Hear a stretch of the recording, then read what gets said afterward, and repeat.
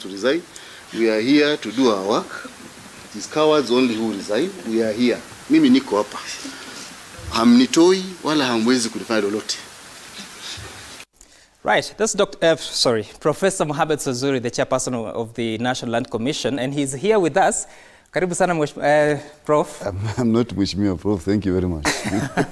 Thank you so much for making time for us. And he is leaving office on the February 19th, but let's just look at the composition of the commission that he has been chairing. Of course, he's been the chairperson of the National Land Commission since 2013. The vice chair has been Abigail Mbagaya. They have not had a very nice relationship towards the end. Abdul Kadir Edan Khalif, who has been a commissioner as well. There's Clement Isaiah Lenachuru, a commissioner. Emma Muthoni Njogu, a commissioner. Dr. Rose Musioka, a commissioner. And Dr. Samuel Kipngetich Tororei, a commissioner. Silas Kinoti Mureithi, a commissioner. And Dr. Konyimbi Mboya, also a commissioner. And Chevangi Aziz Tom, secretary, CEO. Well, so that's the commission that I keep confusing these terms. Professor Mohamed Swazuri has been leading, but now you're coming to the end of your term. That is on February 19th. First of all, a global question for you. How do you think you've fared in this entire term? Very well. Extremely well. Under the circumstances pertaining. And being a pioneer group of commissioners who are charged with the responsibility of setting up structures, recruitment of staff, coming up with policy manuals, coming up with policy documents that are supposed to guide the commission, coming up with manuals and direction that is supposed to guide the counties and the people of Kenya in terms of a sector that has been in turmoil since we were born. Right. So given those circumstances and the intrigues in the land sector and the history of land in this country, which has been socio-political throughout, it has been very, very difficult for us. But if you ask me, I can tell you I am satisfied that we have done what is supposed to have been done in the circumstances that we have. And we have managed to let the Kenyans know that in matters to do with land, there is an agency. Yes. In matters to do with land, there is a place where you can go to, which was not the case before. People used just to go to the ministry, in the districts and so on, but issues may not have been resolved the way we have done it. We have been people-driven. We were created out of a people-driven process, and we have conducted ourselves in a people-driven manner, so that we go go down and meet the people in the areas where the conflicts are. So we established 47 county offices, okay, in 2013 when we came in, 47 county offices, and therefore members of the public do not have to come to the headquarters, Nairobi, to have their issues sorted out. They just go to the county offices. Had we had enough resources, the law allowed us to go even sub-county. Okay? But we did not have the opportunity to get such funding, so we ended up at the county level. Right. So I think information has now been more accessible than before. Information more on land. Information on land more accessible, you say, but there has been quite a number of intrigues like you refer to, which we'll be getting to later on. I just want to begin with the perception that much of your work has been more reactionary than, what do you call it, that coming out from your own initiatives. For instance, the major scandals, the major issues of land that we have had, it is after an issue has come up that then you react. Why was it so hard to I think it's the perception. No, it's the perception of the people that is being portrayed that way. Okay.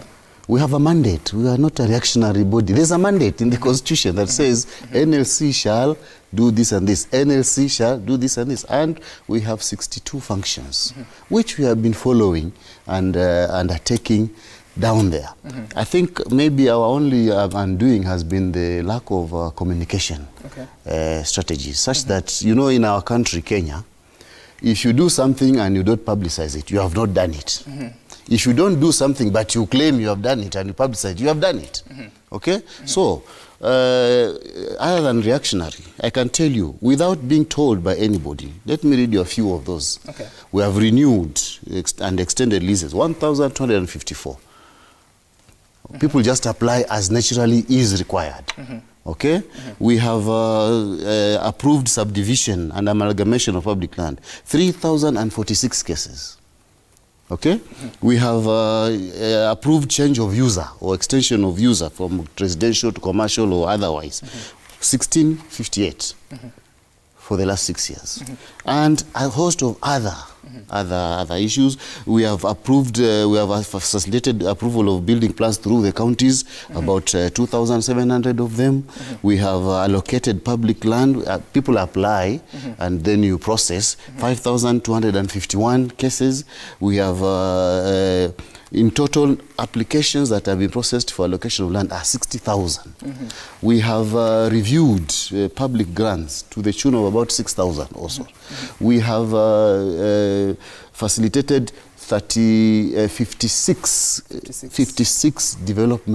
public development projects through land acquisition. 56 of them. People only know SGR and LAPSE, but there are 56 others that have been done. And there's a reason. And then land inventory. You know, we are supposed to know the land inventory that we have. We have done 56 public land parcels which we have identified. We have mapped areas that are of importance to this country, especially for the Kenya National Data System. We have mapped ecologically sensitive areas, which has never been done before. So now we know where we have hills of a certain height, where we have mountains, where we have sand dunes, where we have beaches. This one has been done, has been mapped. And we have resolved conflicts. Countless cases of conflicts. We have also resolved historical land injustices. Almost 221 cases are being processed now. So when you say it is reactionary, it's simply because what we do, we find it is our natural, common, everyday work that we do. We don't have to announce it. But there are cases which will require that public announcement be made. And Prof, much of the work that you've been doing and you've been seen, and we have covered as well as the media, is when you go to resolve situations of the grabbing of public land. And there's been quite a conversation about that. And I want to begin with the question about Ruaraka land. That sometimes last year, the National Assembly had a report. Was it the National Assembly? Or National Assembly. It was the Senate as well. That a report that was defeated. It was recommending investigation and prosecution of yourself, the Cabinet Secretaries, Henry Rotich, Matiang'i, Dr. Fred Matiang'i, as well as the Principal Secretary, Belio Kipsang. But it was defeated. Do you still hold that that land was private and you are justified to make the payment of 1.5 billion shillings to Afrison and Hewland? Yes, I still hold that, because even the National Assembly, if you look at paragraph 23 of their report, they said the land is private land. And I pose that question because there's something that your fellow commissioner said on Citizen TV during a show on the show called Tonight on the 6th of September. And do you have it? Yes, we can have it. The payment of 1.5 billion shillings to Afrison and Hewlands. We never did that at any time, and that payment was done without the rest of the commission being involved. So that's why I say what he said here not too long ago was his personal position, not the commission position, just as much as this one is mine. So you're saying that the chair of the National Lands Commission, Swazuri, acted alone? I don't know whether he acted alone or with others, but it did not come to plenary of the commission for approval. Was that your decision or the decision of the commission? I don't approve. I don't approve even payment of compensation. The process is such that there is a technical team in the Land Acquisition Committee, which I don't head, is headed by Dr. Konyimbi, the Land Acquisition team. These are the people who sit down, agree that what the valuers have done is okay. The valuation department processes everything, and then it goes for payment. My only role in this compulsory acquisition is to receive a letter from the acquiring body asking us to acquire. Then I write to them, tell them, give us the particulars of the parcels. Once that one comes, I take it now to the valuation department. Can you go and inspect, value, confirm this title? After that, there's a process that goes on with the technical officers, and even the payment I don't approve. I have no role in that. And then, contrary to what they is saying, we don't have a situation where these payments have to be approved by plenary. Once a committee sits, there's a committee that sits there, does that, and it approves. Later, when later when we have now a full, because we are supposed to have a plenary statutory meeting once every 3 months. Every committee of the commission now gives the report of what they have done for us to ratify. So even the Land Acquisition Committee would bring their sheets that we have done these projects, we have paid this, we are waiting that, we are waiting that. What is the problem? Is it approved or not? Approved, that's all. So my role as is simply because I am the spokesperson. So I say that we have acquired this, we have done this, we have done that. That is what it is seen that I'm the one who is paying. But that decision. Okay, so let me understand something here, because you're saying that you make decisions through committees and the plenary. Yeah. So if a committee sits and approves the payment of 1.5 billion shillings to Afrison and Yearland, what is the position of the entire commission, because the commission is 9 commissioners? Yeah, that's what I'm saying. A committee does that because there are checks and balances from the beginning. The acquiring body, Kenya Railways Authority, will require the schedules that we are going to pay to be taken to them, to be subjected to an audit. Okay? Before we pay, Kenya Railways will take it through their board. After they have satisfied themselves, they will take it to Treasury. It's also the Ministry of Transport. Even there is an audit that is done. Before Treasury releases the money, they also audit it. So by the time it comes back to us that please pay, it is something that has already undergone 3 audits. Okay? So the work of this committee is now to confirm whether actually what we have given and has come back is exactly what we took there. Can the commission stop such a payment? Yeah, many times we have done. Very many times we have stopped, especially where we feel that some of the parcels that were earmarked for compensation were not in the original letter that we were given. Are there decisions that have been made by the commission but not inclusive of the other 8 commissioners, your fellow commissioners? Not necessarily, not there.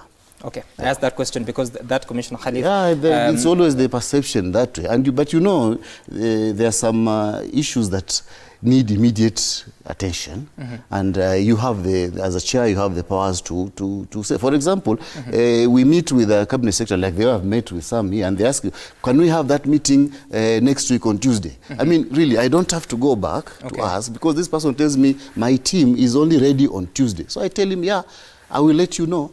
And I think we shall be ready. I look at I know my diary. I say, now, Tuesday afternoon is okay for that meeting. Yeah. Then I go and inform that, by the way, Tuesday there is a team that will come. But if everything you ask like that, you say, no, wait, let me go and ask, then we will not move. Okay.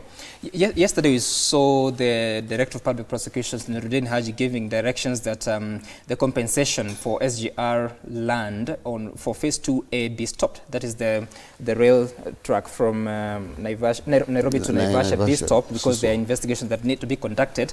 And that takes me back that since 13 or 14, the NLC has been making payments for compensation of land from the route from Nairobi to Mombasa. And there are several allegations of impropriety. Some of them have taken you before court. Just exactly what has been happening at the commission over those years? You know, these are perceptions. Okay? You know, everywhere where there is money, in Kiswahili we say palipo na riziki hapakosi fitina. Okay? So we are dealing with so many competing interests there that it is hardly possible for you. Competing interests from who? Very many people. The landowners whose land is going to be acquired.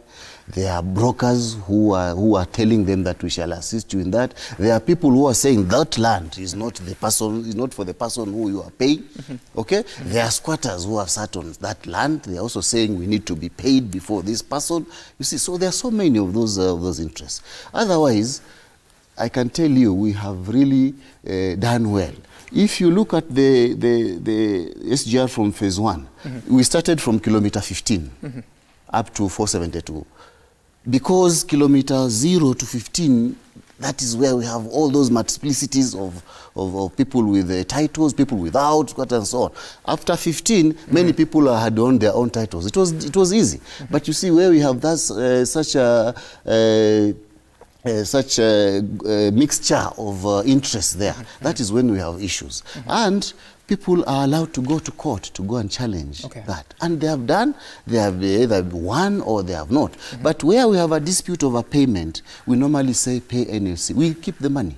Let the people resolve their matters if they can, and then we are free to pay. Now, there are reasons why compensation does not flow easily or freely. One, there is ownership dispute always. When the acquiring body gives us the list of parcels to be acquired, out of 100 parcels, there will be 20 that are disputed by owners themselves, not us. Okay? Then there are issues of documentation. You cannot pay without documents. People have to prove ownership. People have to give us their account numbers and so on. When that happens and they bring wrong things, you cannot pay. You have to go and confirm. Even ID numbers can delay a payment. Okay? There are cases where you have decided this is the parcel, but then, and the owner has come with a title. Before you pay, the wife comes and the children say that we need our names here. This person, once he gets the money, he will not remember us. So that one puts a delay. Take them to a panel. Let them agree. Who do we bring in here for the payment? There are cases of, you find that you are acquiring, but kumbe there was a court case on that parcel of land. For many years, it has not been resolved. You cannot pay.